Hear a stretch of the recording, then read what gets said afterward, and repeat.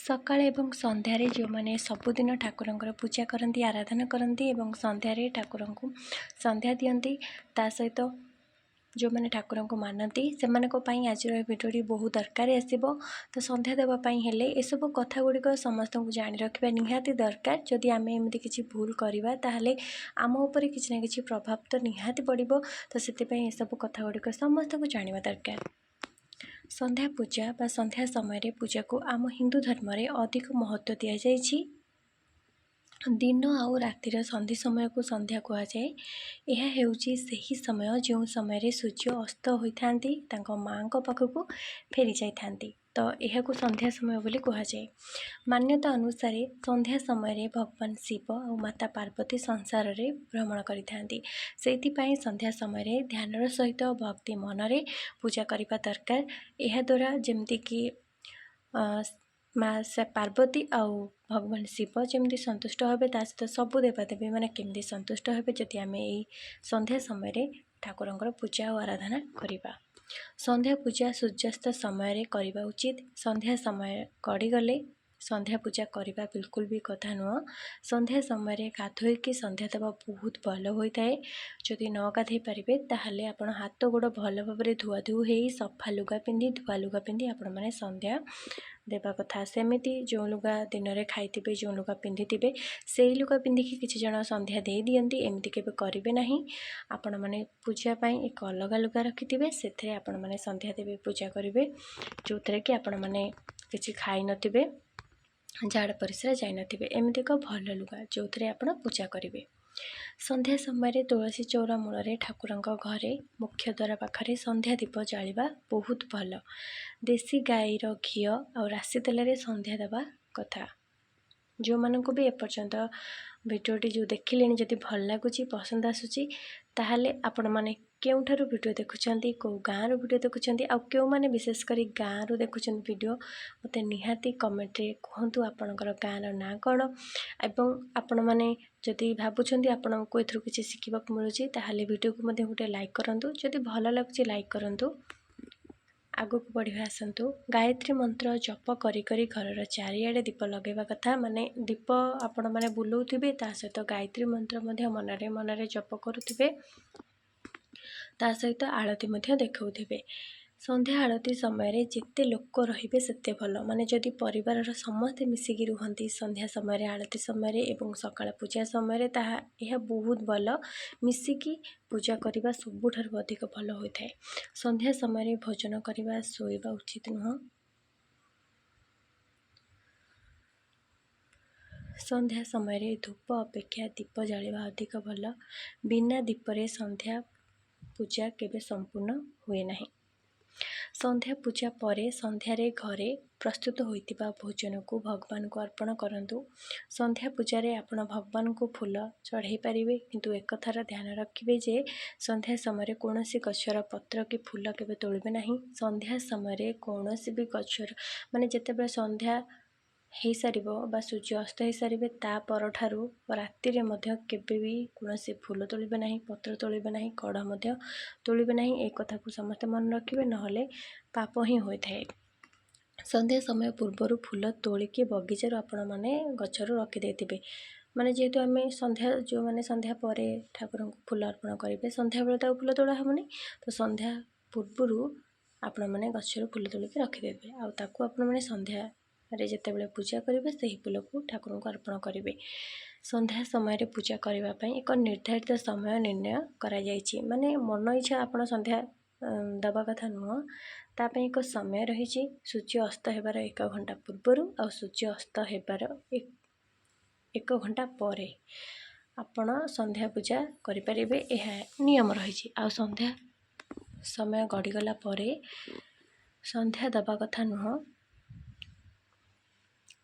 ता सहित संध्या समय सूर्यंकर पूजा करने कथा नुह। सकाळे सूर्य को पूजा करने शुभ बोली मना जाए। सकाळ समय आम सूर्य को अर्घ्य दबा तांकर पूजा करने सबुठारु भल। केबे भी संध्या कालर पूजा राति रे करिवे नाही। राति समय संध्यार पूजा केबे करा जाए नाही। एमिति कले देवगण देवी देवता माने समस्ते रागी थांती क्रोधित होई थांती। यह द्वारा घरे आर्थिक संकट मध्य देखा देई थाए। तार प्रभाव आमको भोगिबाकू पड़िଥାଏ। यह सत्य कथा। संध्या समय तुलसी चौरा सामने दीप जळाइबाकू शुभ बोली मना जाइଥାଏ, किंतु संध्या समय तुलसी पत्र केबे तोड़िबे नाही, एटा मध्य मन रखिबे। ज्योतिष शास्त्र अनुसार दीप को सबुबले पूर्व को किंबा उत्तर दिग को मुह करके जालिबा कथा एवं ठाकुर को ठीक सामने ही दीप रखिबा शुभ बोली मना जाइଥାଏ।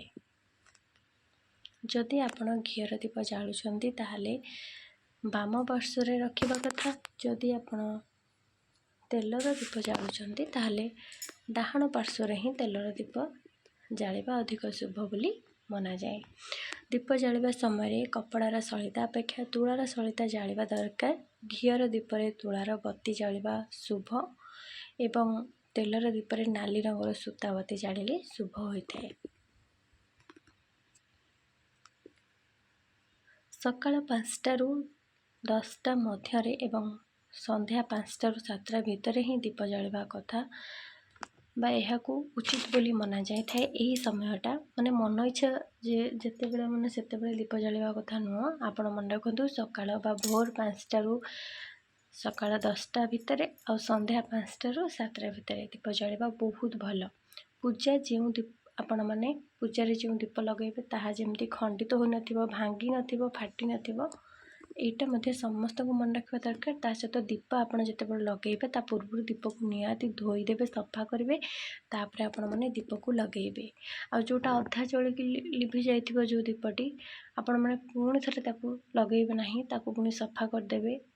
सलिता जदि अधा जळिकी रहि जाइछि ताकू सफा कर देबे, पुणी आउ नुआ सलिता देई आपण माने पूजा करिवे, संध्या देबे।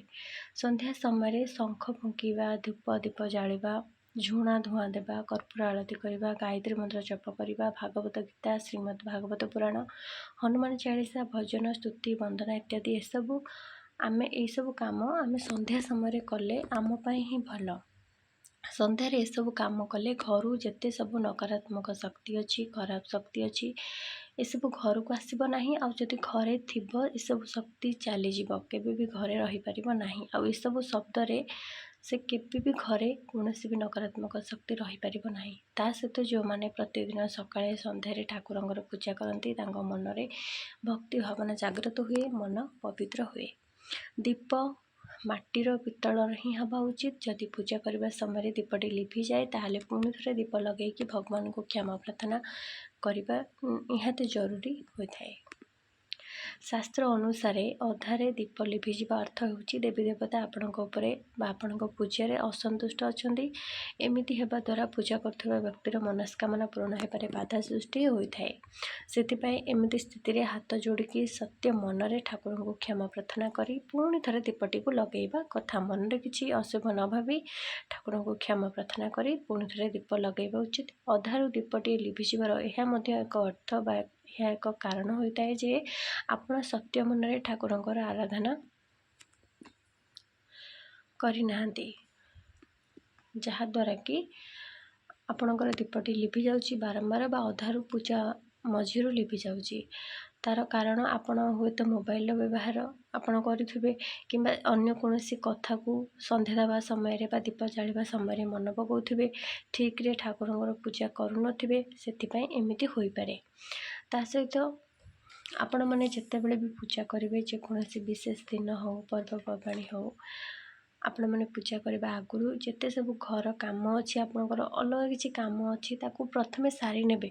पूजा पूजा टिके लेट हे जाउ किंतु सब कामटा को सारी देले आपण पूजा करबा समय व्यस्त हेबे नाही।